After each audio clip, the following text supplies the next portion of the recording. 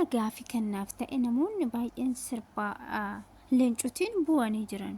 Ani garuu maaf hin buunye? Nama na jaalatu nama jaaladhu hin qabu jechuudha.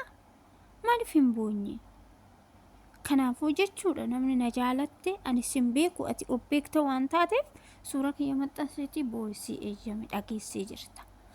Nagaa isiniin jechuun daganne jaalatamtoota fi kabajamtoota hordoftoota fayyisee taatan hunduma keessanii bakka jirtanitti nageenyi fi jaalalli karaa waaqayyoo isiniif haa baay'atu isiniin jecha har'ammoo viidiyoo biraa qabadhee isiniif dhiyaadhee jira. Hanga dhuma viidiyoo kiyyaatitti akkana wajjin turtan jaalalaa fi kabajaanan isin gaafadha. Warroonni maatii fayyisee taatan viidiyoo kiyya laayikii sabskraayibii akkasumas sheeridhaan akkasumas jabaadheettanii warri gorsaan na cinaa dhaabbattan dhugaa guddaa galatoomaa galata qabdan isiniin jechuun barbaada. Warroonni mana kanaaf haaraa taatan immoo fayyiseettanii yoo dhuftan maatii kiyyoo taatan isissimachuun jaaladha. Egaa har'a viidiyoo biraa qabadhee isiniif dhiyaadhee jira. Hanga dhuma viidiyoo kiyyaatitti akkana wajjin turtan jaalalaa fi kabajaan isin gaafadha. Viidiyoo kana sheer laayik gochuu hin dagatinaadha.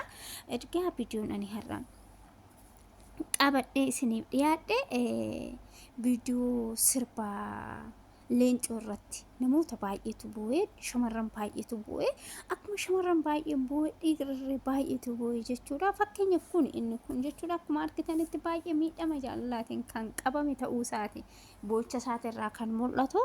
Egaa asirratti jechuudha warroota shamarranii gammachuu hangana hin jedhamnetti dhaga'ame. Sababni isaas nu bichaan miidhamuu hin qabnu, nu bichaan boo'uu hin qabnu, warri dhiirotaatis boo'uu qabu. Isaan boo'uun gammachuu keenya jedhaniiti warroonni dubartoota gammachuu isaanii ibsatanii jiru.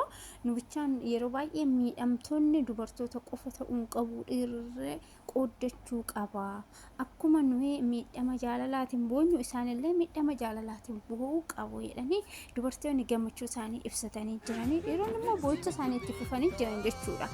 Egaa jechuudha baay'ee nama gaddisiisa. Humaanitti nama muddata waan akkanaati jaalala jechuun waan xiqqishuudha miti. Egaa ka leencoon dhugaa sirba baay'ee namoota hedduu maraachuu baasee jira. Osoo akkuma Haacaaluu sanillee jiruun biyya ormaa jedhee jiraate bakka namni kara biyya ofii yaadata. Kanaafuu sirba jaalalaatiin immoo as keessa taa'anii namoonni madaa qabu hundumti isaanii wayyoo hin jedhu. Warroonni dhiirotaa jechuudha har'a ergaa warroota dhiirotaatiif kan qaba. Warroonni dhiirotaan fakkeenyaaf jechuudha dubartii tokko jechuudha jaalattanii jechuudha har'a erga dubartii isaan adda baatanii hiqqi jettanii yeettanii miidiyaa irratti hanga gadi baatanii boossan duraan dursitanii dubartoota keessa seeran qabachuu qabdu. Maaliif nama tokko guyyaa si harka jiru seeran kunuunsi qabadhu. Guyyaa inni si harkaa bahe gadi baatee jetteen boo'in dhiira taatee miidiyaa irratti jechuudha. Dubartoonni muraasa isaaniitti bu'a malee dubartoonni ciccimoon jechuudha hin bu'an jaalalaaf jedhanii gadi baanii hin bu'an. Dubartoota tokko dubartoota gowwaa ta'anitu bu'aa jira akka kiyyatti jechuudha.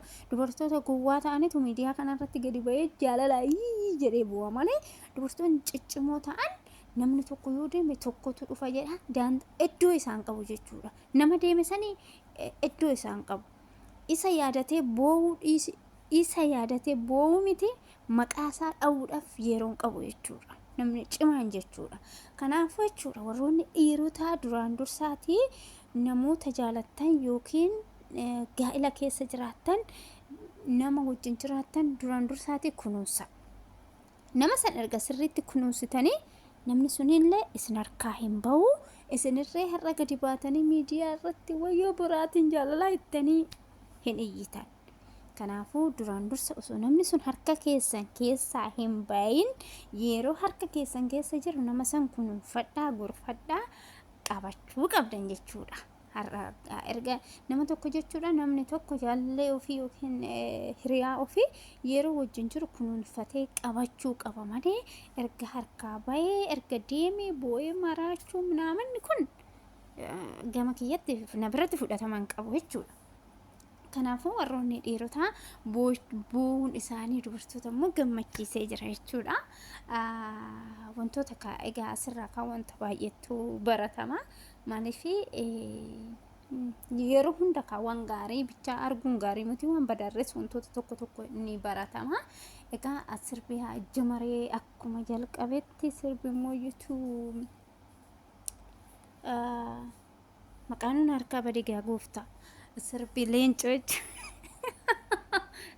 waanan hin boo'inee figa udoo sirba kana sirbee boo'ee maqaan na yalaan baduga kanaafuu jechuudha sirbi leencoo ummata hedduu boochise akkuma jamareen jalqabetti leencoon illee itti jalqabe bara haaraa kana immoo leencoon boo'ichaan dhufe leencoon jamareen barreen gaddaa boo'ichaan ture amma immoo leencoon boo'incha bara 2016 leencoon boo'ichaan jalqabe jechuudha madaa jaalalaa hedduu kun ana dhibe tokko kun hunduu miidhama jaalalaa qabamoo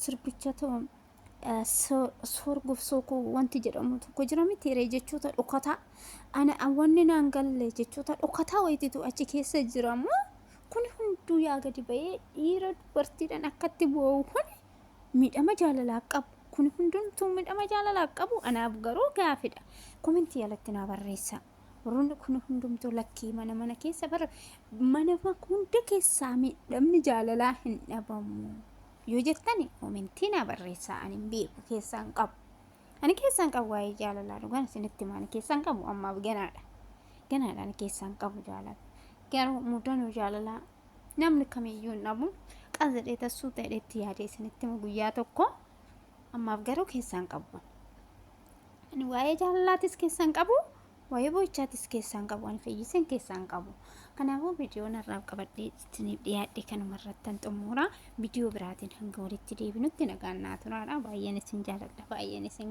kabaja nagaan naa turaadha